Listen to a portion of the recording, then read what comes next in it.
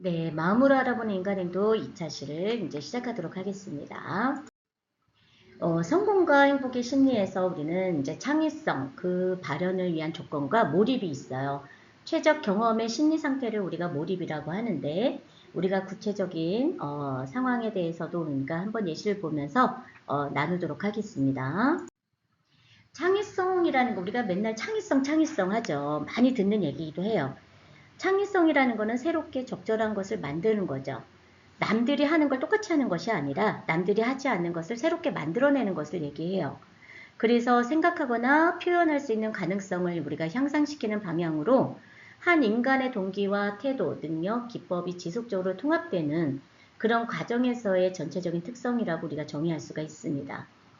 그런데 여기에서 이제 포함된 말 중에서 새롭고 적절한 말이라는 것을 우리가 잘 이제 볼 필요가 있는데, 여기에 내포된 의미를 이제 우리가 구체적으로 살펴보기로 하면은 보편적으로 받아들여지고 있는 창의성에 대한 정의는 새롭고, 네, 뉴 모빌이라고 해서 노빌이라고 해서 새로운 것을 계속 내는 거예요. 적절한 거죠. 그리고 내가 적절하지, 내가 뭔가를 창의성을 발휘한다 하더라도 그게 어떤 현장이든 아니면은 적절하게 내가 쓸 수가 없다라고 하면은 그거는 창의성이라고 볼 수가 없잖아요. 그러다 보니까 적절한 산출물을 생성해가지고 낼 수 있는 능력을 우리가 얘기했을 때 우리가는 네, 창의성이다. 그래서 그거를 조건에 맞게끔 새롭고 적절하게 만들어내는 거를 이야기한다 라고 할 수 있습니다. 창의성의 5가지에서 보면은 민감성은 다른 사람은 그냥 지나칠 일에도 민감하게 반응하는 사람이 있어요. 아무것도 아닌데도 되게 민감하게 반응하다 보니까 오해라는 게 생기고 갈등이라는 게 생기는 경우가 있습니다. 그래서 우리가 민감한 사람들을 대할 때는 구체적으로 그 사람이 어떤 상황인지를 이야기를 해줘야 되는 경향이 조금 있죠. 유창성입니다. 가능한 많은 아이디어를 제공하고요. 그 중에서 가장 높은 것을 선별하는 게 유창성입니다. 골라내는 거죠. 융통성은 우리 융통성이 없는 사람들 있죠. 야, 저 사람 진짜 너무 꽉 막혔다. 말을 해도 정말 이해가 안 된다. 말을 하는데도 답답하다. 진짜 고구마 먹은 것 같다. 뭐 이런 느낌을 받는 사람들이 있죠.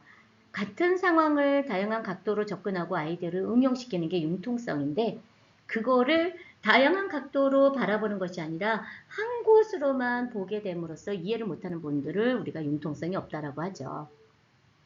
독창성입니다. 다른 사람과 이제 변별되는 새롭고 기발한 아이디어를 제시하기도 합니다. 그 다음에 정교성은 선택한 아이디어를 구체화하고 실용하고 정교하게 다듬는 능력을 우리는 정교성이라고 합니다. 창의성은 우리가 이제 지능의 차이에 따라서 이제 281페이지와 282페이지에 제시된 은유적 표현을 참조적으로 조금 보시면 될 것 같아요. 그래서 창의성이 발현되기 위해서 인지적, 인성, 동기적, 환경적 요인들이 동시에 모아져서 통합되어야 되겠죠. 그러다 보니까 여러 가지의 다원적 접근을 강조하고 있고, 아마바일은 이제 창의성이란 거와 이제 다음과 같은 이제 네 요소의 결과로 주장하기도 했어요. 그런데 그런 요소들을 조합해서 우리가 보면은 어떤 다른 수준의 형성될 때 다양한 모습의 창의성을 보이고 있다.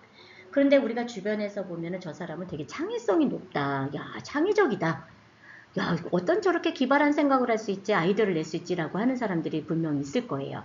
그런 사람들이 내가 갖고 있는 그런 어떤 창의성을 가지고 어떻게 조건에 맞게 우리가 그거를 요소를 적절한 수준으로 하느냐, 그거를 어떻게 다양한 모습으로 보이느냐라는 것도 되게 중요하다라고 볼 수가 있습니다. 우리가 지금 환경이라는 게 주어져 있어요. 정서적 환경이 있어요. 정신적 환경이 있습니다. 그런데 이런 환경이라는 것을 했을 때 물리적 환경은 영역 관련 능력이에요.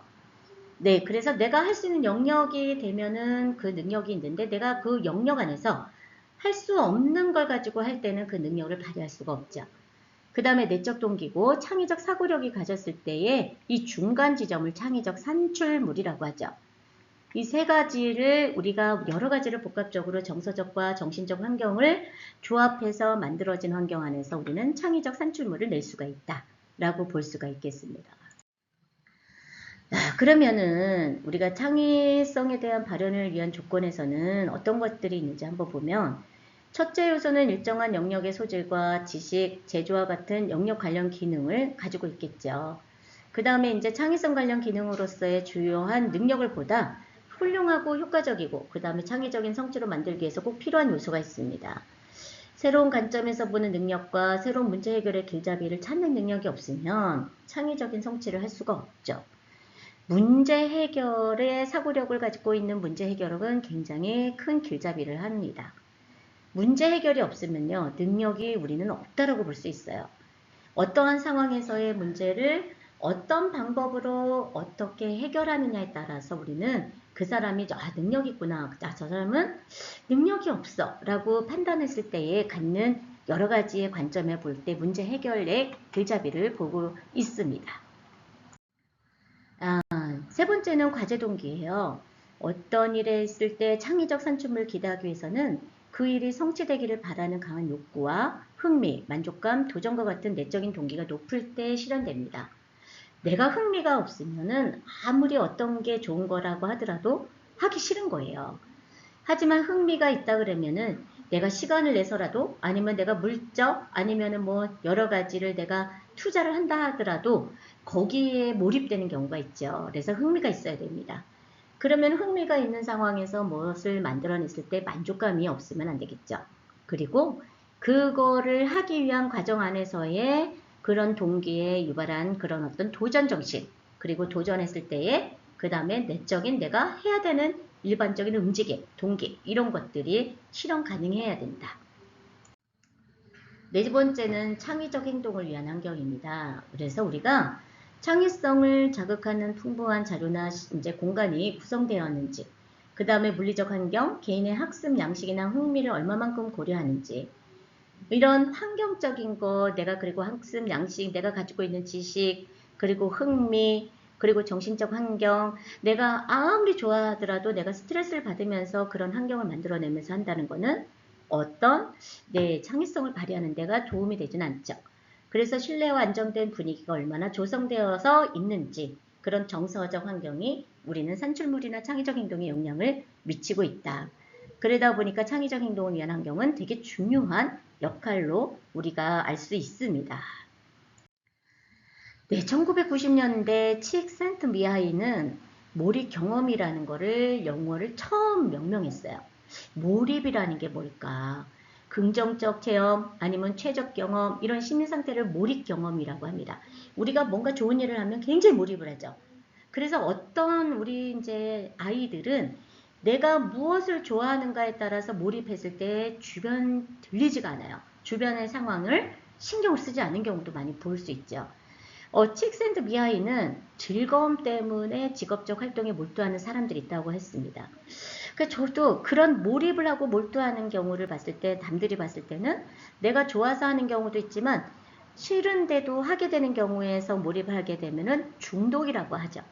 네, 그래서 우리는 심리적 경험을 분석했을 때 공통적인 요소를 찾아내는 일을 처음에 자기 목적적 이제 경험이라고 합니다. 그래서 나중에 좀 더 친숙한 용어인 몰입 경험으로 이제 계칭을 하기도 했습니다.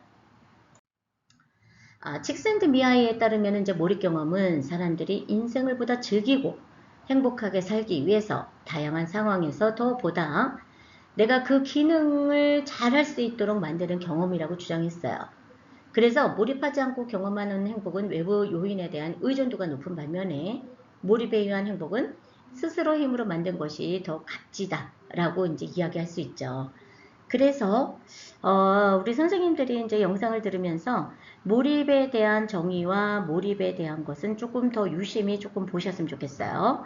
그래서 우리가 창의성이라는 거, 몰입이라는 거를 제가 조금 더 강조합니다. 그래서 잘 보시고 나중에 이제 몰입과 창의성에 대한 이야기를 나눴을 때에 잘 보셔서 작성하시면 되겠습니다.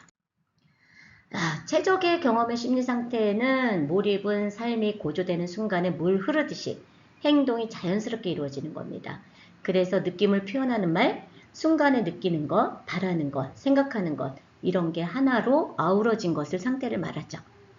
그래서 많은 사람들이 이런 상태 경험을 물 흘러가듯이 자연스러운 행동 상태라고 표현하기도 합니다.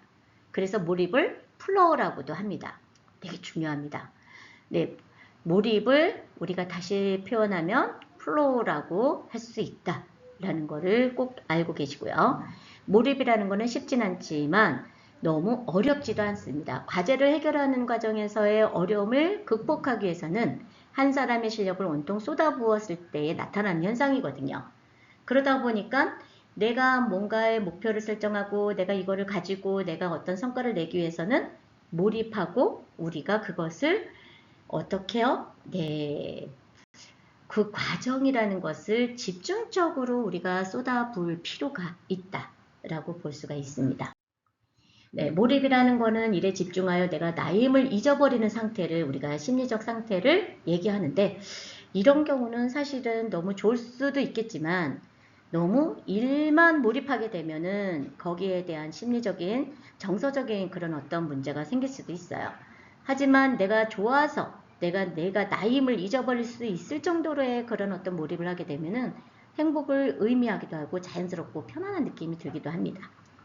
그래서 타고난 기질과 특성 그리고 우리가 살아가는 일상생활의 환경을 조건을 뛰어넘는 성숙된 의식을 통해서 우리는 알 수가 있는데 우리는 그런 어떤 조절하는 느낌을 받는 순간 최적 경험으로 정의하고 있지만 그런 경험을 통해서 행복감을 얻을 수 있다라고 하는 주장을 우리는 최적 경험의 심리상태 몰입을 말할 수 있습니다.